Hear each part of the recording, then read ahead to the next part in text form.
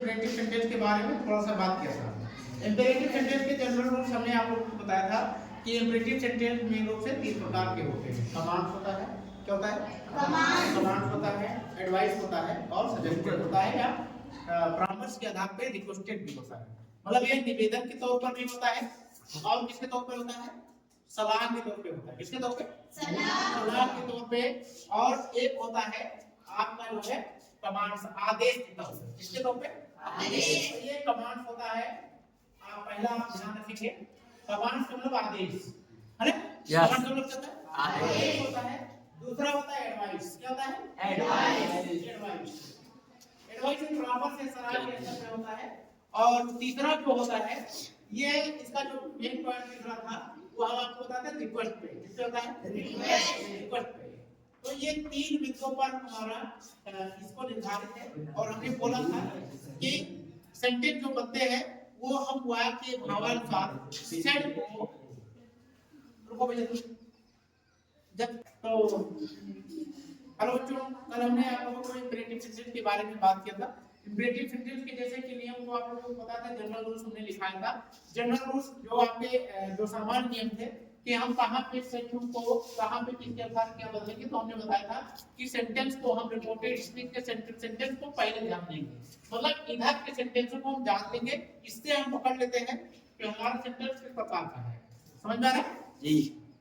तो हम इसके अनुसार सेट को बदलेंगे। मतलब वाक्य के भाव के साथ रिपोर्टेड स्पीच का जो सेंटेंस है उसके भाव के अनुसार इधर के सेट को चेंज करते हैं अदर वर्ड में। समझिए? तो हमने बताया था बहुत पहले कि ये 3 बिंदुओं पे निर्धारित होता है। पहला चीज निर्भर होता है, डिफरेंस होता है। जो पहला है वो कमांड होता है। कमांड का मतलब आदेश। कमांड का मतलब क्या होता है? और दूसरा एडवाइस होता है। एडवाइस का मतलब सलाह होता है। सलाह, विचार, विमर्श, परामर्श, सजेशन कुछ भी सलाह के तौर पे होता है। और तीसरा आपका रिक्वेस्ट होता है जिसमें निवेदन होता है। क्या होता है? निवेदन होता है। किसी चीज कोई चीज मांगना होता है तो उसमें हम रिक्वेस्ट ही करते हैं, या प्रिंटो साहब से अपने से बड़े से क्या करते हैं? रिक्वेस्ट ही करते हैं, मतलब आदेश नहीं देते। लेकिन ये सारे चीजें जो टेंस है, ये सारे टेंस जो है ये इम्पेरेटिव सेंटेंस के अंतर्गत ही आते हैं। किसके अंतर्गत? इम्पेरेटिव सेंटेंस के अंतर्गत आते हैं। हिंदी में हम इसे आदेशात्मक वाक्य कहते हैं। क्या बोलते हैं? आदेशात्मक वाक्य बोलते हैं। तो आइए लेट अस सी सम एक्सरसाइज। आइए हम लोग कुछ एक्सरसाइज को देखते हैं। समझ गए? पहला सेंटेंस है हमारा, my friend said to me. लिखा है my friend said to me please come tomorrow. लिखा है? क्या लिखा है? Please come tomorrow. हमने बोला था एक बात और बहुत पहले डायरेक्ट में ध्यान से समझिएगा। हमने बोला था कि नियरेस्ट से जो है हम लोग दूरी में बदलते हैं, डायरेक्ट में भी बदल देते हैं। कुछ शब्द जो निकटतम से दूरी में बदले जाते हैं, जैसे कम का वो, हेंस का देयर, दैट, दिस का दैट, है ना? इटीसी मतलब ये शब्द को चेंज कर दिया जाता है। तो यहाँ पर भी आप लोगों को देखना मिलेगा। तो हम लिखेंगे सबसे पहले जब हम डायरेक्ट बनाएंगे तो लिखा है my friend said to me please come tomorrow. Please देखिए यहाँ कामा लगा है और इसको बोलते हैं नोटेड कामा। मैंने जब भी आपको कोई लैंग्वेज समझाता हूं तो ये बार-बार इसकी हम व्याख्या करते हैं। क्यों? क्योंकि बहुत से लोगों को ओवर कॉन्फिडेंस हो जाता है। होता है कि नहीं होता है? होता है कि नहीं? ओवर कॉन्फिडेंस हो जाता है, उन्हीं लोगों से गलतियां होती हैं रियल।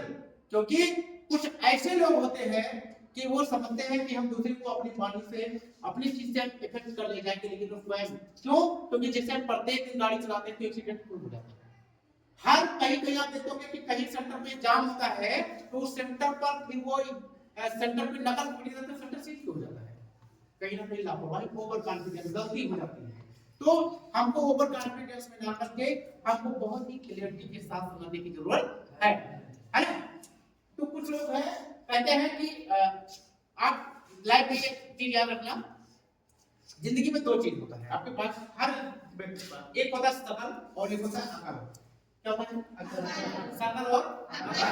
शकल, मानता हूं कि शकल आपको किसी के द्वारा प्रभावित कर सकती है, वो भी 2-4 महीने, 2-4 साल। लेकिन अकल आपको आपके पास तो जिंदगी में प्रभावित करेगी, इफेक्टिव करेगी। समझ के बात को? इफेक्ट डालेगा। तो अकल जो है आपको लगाना है और यही से हम इनडायरेक्टली सीख को बहुत बारीकी से सीखेंगे। देखो माय फ्रेंड, तो हमने बोला था इसको सीधे जैसे हम डायरेक्ट बनाएंगे तो लिख लेंगे माय फ्रेंड। हो गया? सेट टू है, क्या है? सेट टू है, लेकिन यहाँ पे प्लीज है, क्या है? तो प्लीज का मतलब जहाँ पे हम प्लीज शब्द कह देते हैं वहाँ पे खुशी आ जाती है, क्या आती है? खुशी। प्लीज प्लीज मतलब कृपया होता है, पता क्यों होता है? तो प्लीज माने कुछ होना भी होता है, तो प्लीज माने कृपया। अब जैसे किसी से आपने कृपया बोला, वो आपको सामान दे देता है, खुश यार प्लीज दिया है, बोला तो उसको कुछ ना कुछ प्रदान कर देते हैं, ऑफर दे देते हैं। तो यहाँ पे प्लीज शब्द को देख करके हमें पता लग गया क्या है, ये निवेदन कर रहा है, क्या कर रहा है? निवेदन कर रहा है।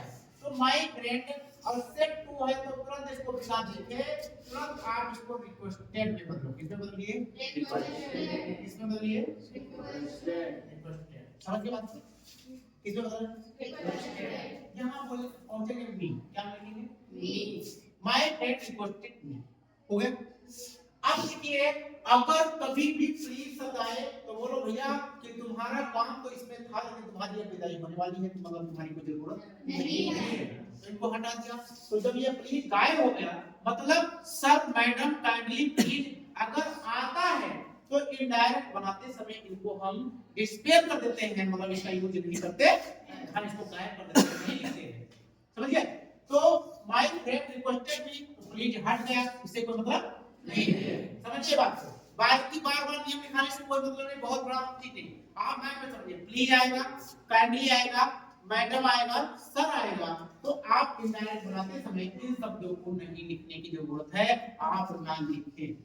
समझ गए? भले ही उसके स्थान पे सर मैडम के स्थान पे रेस्पेक्टफुली का प्रयोग हो जाता है, अलग चीज है, लेकिन इसका प्रयोग नहीं होता है।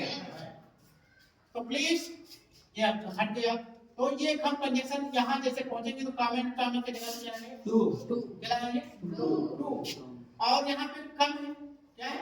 कम है। अब अगर कम को, अब अगर निकटतम से दूरी में, तो इसको गो भी लिख सकते हैं, क्या लिख सकते हैं? गो। क्या लिख सकते हैं? गो। तो कम लिख सकते हैं, वो दोनों सही है। समझे बात को? अब इनडायरेक्ट वाला बात है कि कैसे सेंस लगाता है, समझे? तो कम गो आप इस्तेमाल कर लिया, ठीक है? अब टुमारो को कहता है आने वाला समय, आने वाला समय आने वाला कल, तो यह हो जाएगा, सीधे दिया जाएगा द नेक्स्ट डे, क्या लिखा जाएगा? नेक्स्ट डे, है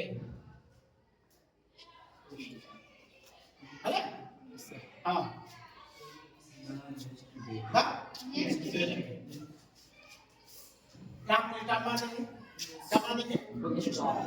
या फॉलोइंग डे भी लिख सकते हो, क्या लिख सकते हो?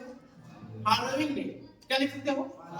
फॉलोइंग डे, ऐसे भी लिख सकते हो, फॉलोइंग या वो double L O W I N G, following day.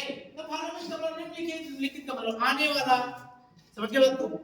तो बात एक ही है, चाहे ठीक हो चाहे फॉलोइंग, बात तो बराबर है।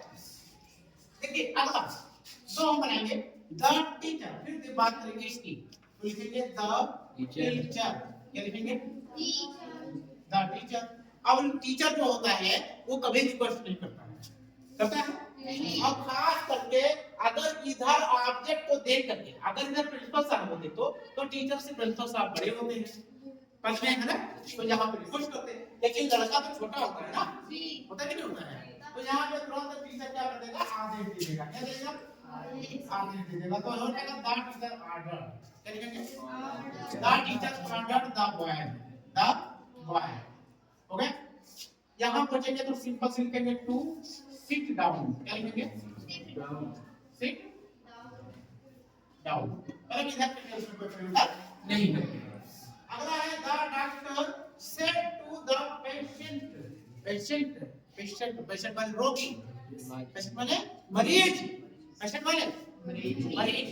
तो डॉक्टर ने मरीज से कहा, चिकित्सक ने मरीज से कहा, तो चिकित्सक कोई बॉस नहीं होता है, समझ में आ रहा है? वो आपको सलाह देने का काम करता है, किसका? सलाह देने का काम करता है। तो यहाँ पे लिखेंगे द डॉक्टर एडवाइज, क्या लिखेंगे? एडवाइज, क्या लिखेंगे? एडवाइज सजेस्टेड भी लिख सकते हो, क्या लिख सकते हो?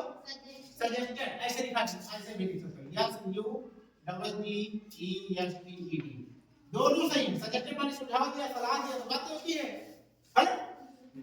तो द डॉक्टर एडवाइज्ड, ठीक है, द पेशेंट, हो गया, ठीक है। अब हमने कल ये बताया था कि डू नॉट वाला वाक्य आता है, किसका? डू नॉट वाला वाक्य होता है। तो जब हम डू नॉट वाला सेंटेंस में कहीं देखते हैं तो डू शब्द की विदाई कर देते हैं, मतलब इसको नहीं यूज करते हैं। तो जब डू चला गया तो हमारा क्या बचा? नॉट। तो हमने एक शब्द बताया था कि इस प्रकार के वाक्यों में अगर डू नॉट है तो नॉट शब्द इधर लिखने के बाद कंजंक्शन लगाएंगे टू, क्या लगाएंगे? टू।